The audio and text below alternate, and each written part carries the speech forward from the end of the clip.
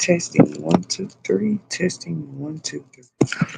Now I'm just back with part two to this though, y'all. But I can't sit here and debunk every bill and law proposal that is on the table here. Now I'm not. I do not work in the White House in any type of way. I don't know what the future could look like for us in the next span of 4 years, like everybody else. But still, these are interesting times. These are interesting rumors and rumors of proposals and things that changes that could go into effect. And that's not to even include the ones that, can I say, have HAVE. I'm jumping straight into the topic on this one. I already introduced myself in part one and talked about inviting you guys to subscribe so that you can remain notified to future live streams, shorts, and other content that we might be sharing here at the You Will Make It TV channel. And we do love you. We believe here faith attracts possibilities, and it's up to you what you do with those possibilities. And so I left off on part one talking about how people was just kind of had, what do they call them? Like scare reports. That's what I call them. Kind of like just rumors of things. It's not even that drastic or serious. Just like when people they ran and started panic buying during the pandemic when it first started. Everybody was going buying up all the water. Walmart literally, just to let people know, they got it so in shock at that time. Y'all messed it up. Walmart used to be open, most Walmarts, for 24 hours. And I just miss those days. If you do too, hit that like button. But I'm sure there's reasons things change bigger than that. But I do remember that. Walmart had to shut. Walmart had to open it only for the elderly through a certain period of time every week so they could shop. People were buying stuff so quick. It was like the older people and disabled people, people that might just couldn't move around as fast, but could still utilize a grocery store. They had to come at a different time just to shop in the grocery store. It didn't matter if you had money or not. If you begin to panic buy, panic fear, panic do anything, you're not gonna get much done. And it's easy to panic. That's one of the easiest things in the world to do, really. I mean, I'm no special person to see this, but the only opposite or reflective side I see to panicking is actually remaining calm. And that's actually not easy to do for a lot of people. Seriously. And I just noticed that. I mean, people, it just doesn't help for a mass of people to freak out and panic anyway. I agree with that. I'm one of those. I'm one of those in the world. Like, stampedes are never good, stampede type situations, and where we don't have to have them, because I heard even in those California fires you had those here and there that had begun to like loot and break into stores, and just I don't know how you do that anyway. I guess I don't know how you do that like with stuff burning, but I'm sure people found a way. Not just that, maybe they took advantage of other local areas and that were busy, probably trying to help the affected areas, and that's where they were probably going steal stuff from people. Who knows? But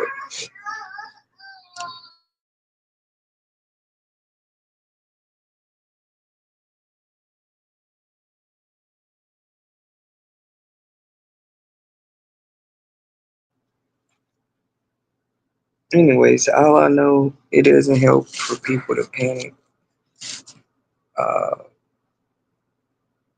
which it seems easy for some people to say. I know that.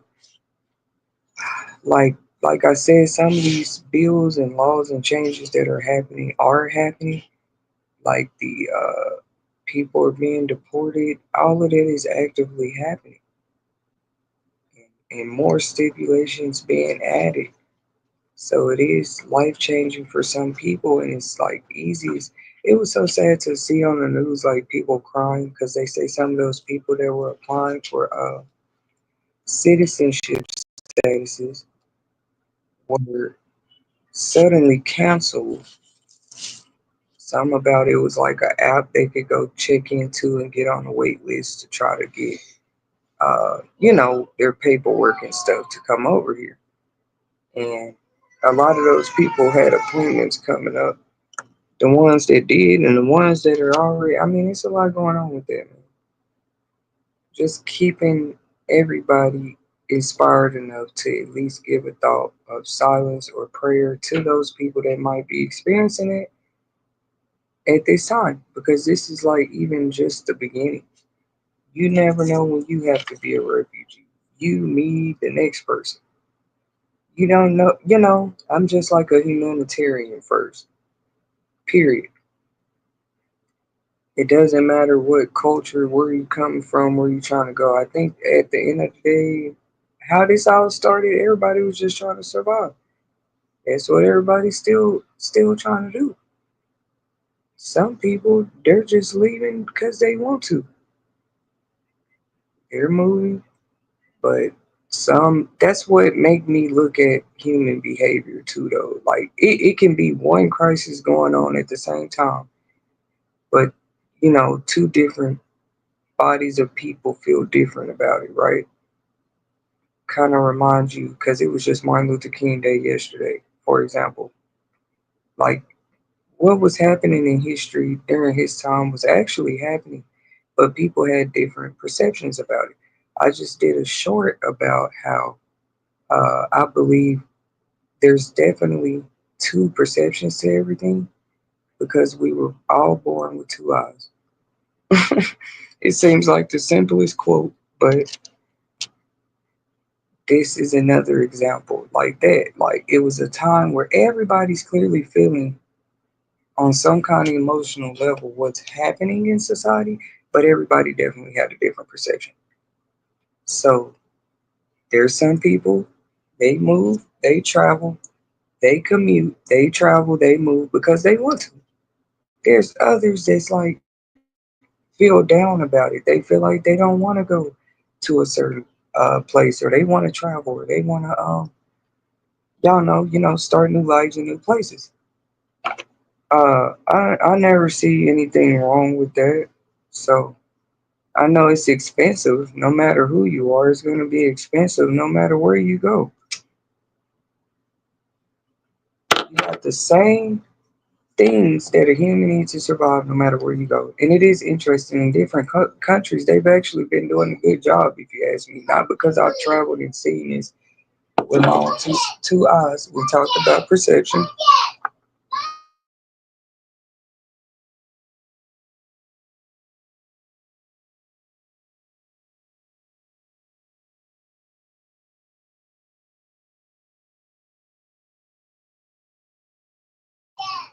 We were talking about perception, though. But yeah, not because I've been in person to see that other countries do a great job. I just feel like, see, you never know. I mean, living with less is actually as minimal. Like, just imagine a world like with no greed at all. I know it's a far thought and in between, but no greed at all. People just living with the bare minimum every day. The whole world. We should never have to be at that level, but it's great to know that if it had to get to that, it's possible. It's been possible the whole time for people to just live more simpler, compatible lives. Like they don't have a lot. Like that actually being normalized. Like people downsizing, and it's I downsizing is always great. That's why they have that show. It's for hoarders who can't get rid of things. It's an example. Downsizing has always been a good thing. Last I checked, You don't let nobody tell you they could have just met you in a time you decided to downsize. That's a great thing for you.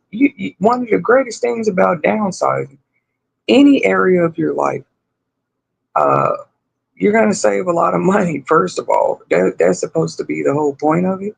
A lot of people just have, you got the community of people that say, yes, yes, you need to store, you need to have prep food and everything in case of an emergency. And I understand that. Then you got the people that live minimal. No, I'm just going to live with what I need. I'm not going to store anything anywhere.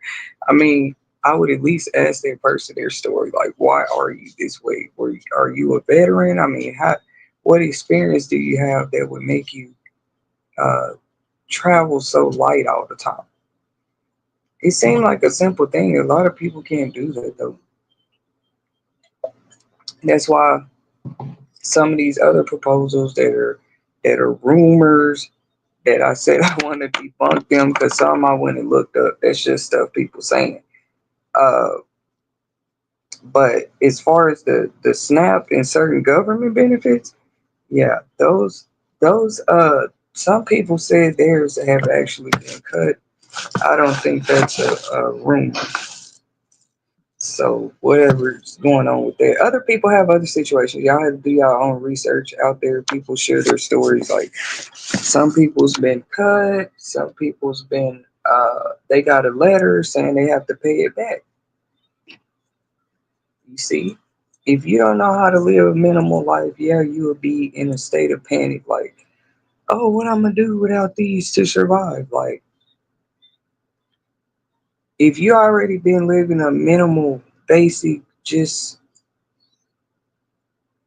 as what is the word I'm looking for?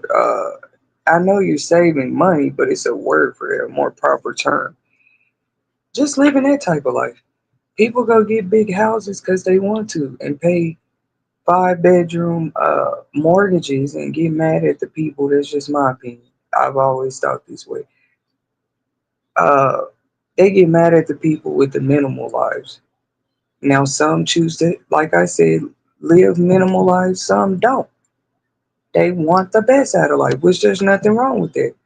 They want the leather skin couches, the leather skin gator shoes. They want the best of everything. They want the fine china. But then when there's a possibility of tax laws changing or benefits being cut or taxes and social security changing, then everybody wants to talk about how much everything costs. But everybody been talking about the economy though.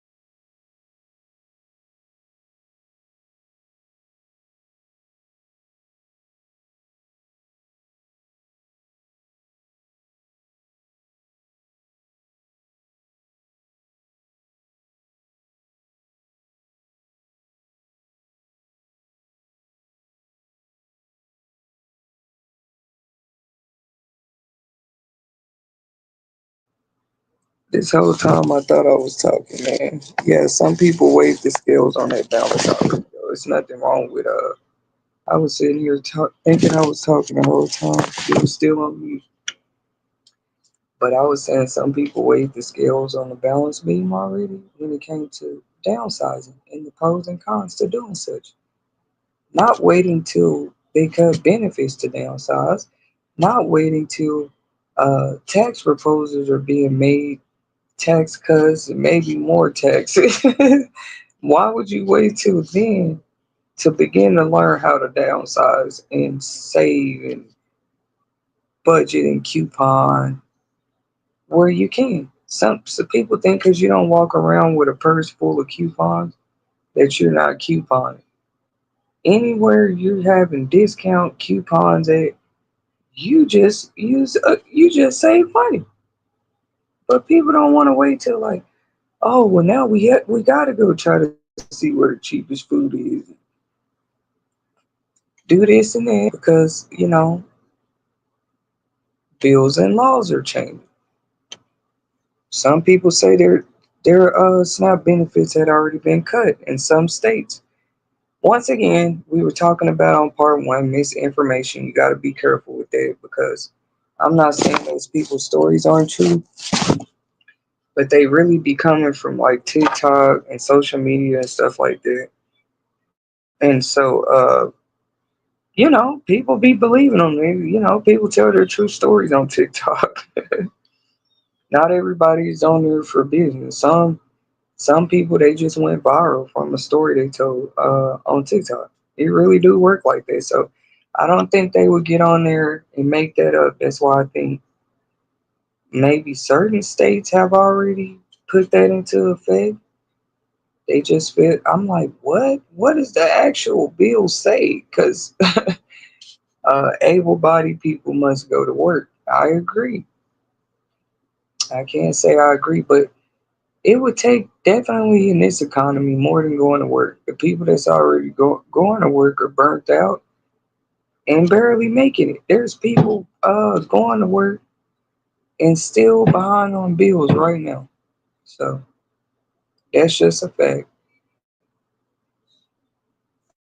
I hope we see pay raises, just more to it. Lower taxes. I gave examples of fees and taxes they could probably lower and cut a little. But I say if you cut like great programs like that is helping like millions of people though, you do have to expect you would expect other stipulations to go with that, so there's some sense of control amidst the chains, right? There's a lot of like disabled people that get SNAP benefits. Now they saying for them, I guess they're gonna be able to still qualify.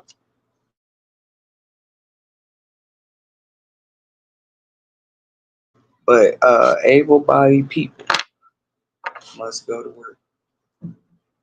Anyways, in other news, they were saying some stores across the country had a lot of recall food. I don't think it was in every state. Uh, a few states is always too many though. And yes, it's just crazy. Like eat stuff like that, you never know. It's unexpected. There could be salmonella, and there could be something in the lettuce food, and products get recalled all the time. There's been Tesla products that got recalled. Like not every product has a great test run through their sales that season or whatever, however you want to look at it. I'm saying these are all still things to be considered. You know what I'm saying? Whether the food stamps are on or not. Whatever you're using to buy the food, or do people not more think about what they're eating when they get these benefits? They just have them, so they buy whatever. Because either way, regardless of what you're buying it with, is the food okay? I mean, what are you eating? All that type of stuff matters too. How are you going to supply? How are you going to be